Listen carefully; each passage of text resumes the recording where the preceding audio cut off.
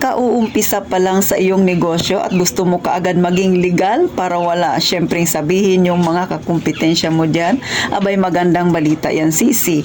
Pero syempre bago ka kumuha ng permit, pakinggan mo muna si Titintin dahil meron akong ipapayo sa'yo. Pero bago tayo magumpisa, pindutin mo na ang subscribe button na yan at tayo nang magchismisan.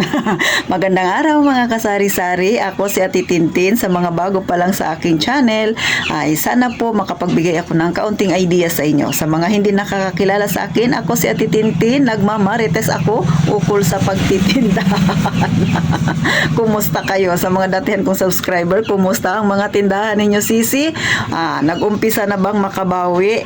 Kasi dati ang reklamo natin, tumal is real. So ngayon ba, kumusta na ba? Sana lahat tayo ay pasulong na. Si Ate Tintin paunti-unti mga kasari. Pero syempre, nagtitipid rin yung mga magulang at mga estudyante kasi kaumpisa pa lang ng pasukan. So eto na, may tindahan ka, syempre gusto mong maging legal, mas mainam yon.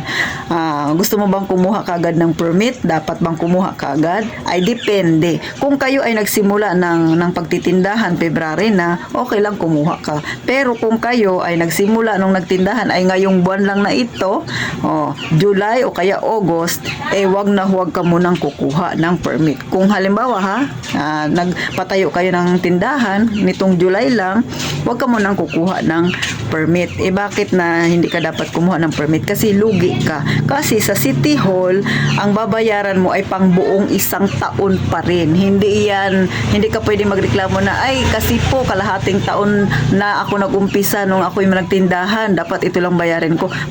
Ay walang ganon. Dito yun sa amin pero malamang ganyan din yan sa inyo. Pero para malaman nyo yung tamang sagot, magtanong kayo dyan sa inyo. Pero sa tingin ko ay ganon yan mga kasari. Kasi dito sa amin, nag-start ako nung August 20, 2020 ako nagsimula. Hindi mo na ako kumuha ng permit kasi sabi ni mother, ang babayaran mo ay pang buong isang taon, which is totoo naman mga kasari. Kasi dito sa amin, ang schedule ng renewhan, may mga schedule kasi yan Kung tindahan ka, ang schedule ng pagre-renew ng tindahan mo ay January. Ang February yata sa amin parang tricycle. So may mga buwan yan na dapat doon ka mag-renew. May mga schedule yan. So hindi ko alam sa inyo kung ganyan din. Dito sa amin sa Puerto Princesa City, Palawan ay ganyan. May mga schedule. Pero kung baguhan ka nga, sabi ko nga, kung nagpatayo ka noong July lang or noong August, pwede ka naman kumuha. Kaya lang, ang babayaran mo ay pang buong taon. So hindi ka naman kumita nung January, February, so on and so on pa na mga buwan. Tapos magbabayad ka. So, syempre, sayang yung binayad mo. Hindi naman siguro malaking kawalan yan kung saka ka magre-renew ngayong January na nadarating mga kasari. Pero, depende pa rin yan sa inyo. Pero sa akin kasi, yan ang experience ko. Hindi ko naman nila lahat na yung pulisiya ng dito sa amin ay ganyan din sa inyo. So, ang sa akin lang, pwede kayong magtanong dyan sa inyo sa lugar ninyo. Pero, yun nga, dito sa amin, hindi mo na ako kumuha. Pero, noong pagkasunod na taon, January 2021, kasi nga 2020 ako nagkatindahan, August 20, 2020, so hindi ako kumuha. Pagkasunod taon ng 2021, January, kumuha agad ako ng permit. Inihanda ko kaagad yung mga kailangan ko. Saka mga kasari, kaya hindi kaagad ako kumuha ng permit nung nagbukas ako. Syempre, nag-umpisa pa lang na mag-ipon ng pang-renew ng permit. So, tinitingnan ko kung kikita talaga ako sa pagtitindahan. Kaya nga, kung nag-umpisa kayo sa maliit na puhunan, mas mainam, mag-umpisa rin kayong mag-ipon. Kasi dyan pa lang, makikita nyo na kung kayo ay kikita talaga. Kung kaya nyo ba talagang bayaran, yung mga dapat bayaran, na kukunin dyan sa tindahan ninyo. So, dyan pa lang, ay meron na kayong kaagad idea. Sa tingin mo, kaya ng tindahan mo na magbayad ng pang-renew sa permit? Di ba? Pangbayad sa kung ano-anong hihingiin ni City Hall sa inyo. At bukod dyan, syempre, si barangay ay meron din yan. Dito sa amin, medyo may nasa 300 yata mahigit yung kuha ka ng certificate. Kasi kailangan mo yan pagpupunta ka ng City Hall kasi hinahanap yan ni City Hall yung barangay certificate. So, ganun mga kasari. Hindi biro ang binabayaran sa City Hall. Kasi sa akin maliit lang yung aking tindahan mga kasari. Maliit pero yun nga sa nakikita ninyo medyo puno siya. Pero ang binayaran ko hindi naman ako magtitinda ng alak kasi bawal sa akin. Yung bigas na tinitinda ko ay hindi naman marami. 25 kilos lang. Hindi ako nagdadami ng stock niyan kasi nga malapit lang kami sa palengke. So, malaya yung mga mamimili kung saan nila gustong bumili. Ang sa akin lang, at least meron akong maibenta kahit papano. So, ganun. Ang binayaran ko mga kasari sa permit ay nahalos na sa 6,000. Ganun siya. Napakalit lang ng tindahan ko. So, kung kayo ay nag-uumpisa sa maliit na halaga, sa tingin ninyo, kakayanin ba kaagad ng tindahan ninyo? Siyempre hindi. Lalo na kung nag-start kayo July or August. Di ba? Tapos ang babayaran ninyo ay ganyan kalaki. Tapos ang inyong pinuhunan ay 10,000. O halos kalahati ay kukunin ni City Hall sa inyo. Di ba? So, malulugi ka.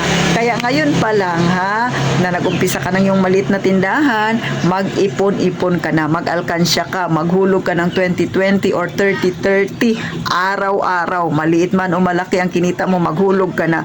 Malalaman mo yan sa katapusan ng December kung magkano ang naipon mo, syempre, at malalaman mo rin kung kaya ba talaga ni tindahan magbayad ng permit o kakayanin ba ng tindahan mo. Syempre, nasa sa inyo na yan kung paano ninyo hawakan ang inyong tindahan.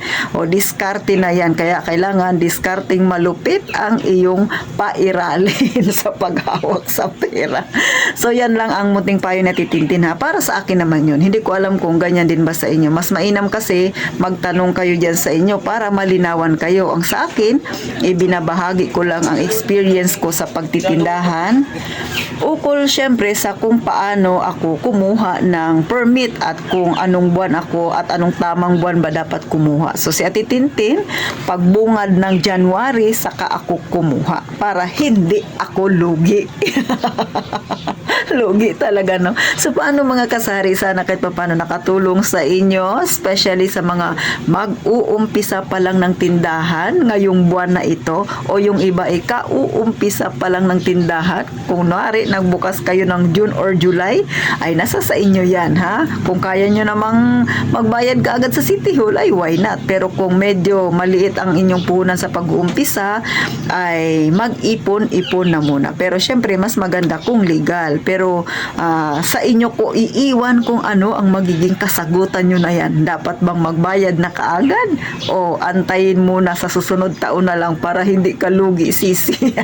Ano man ang iyong comment? Ay, syempre, ilagay nyo dyan sa baba para pagkwentuhan pa natin. So, hanggang dito na lang si Ate Tintin at sana sa susunod na vlog muli kayong makapanood. Sana suportahan yung muli si Ate Tintin at kagaya nga ng palagi kong sinasabi, mag-iingat tayong lahat palagi, mga kasari.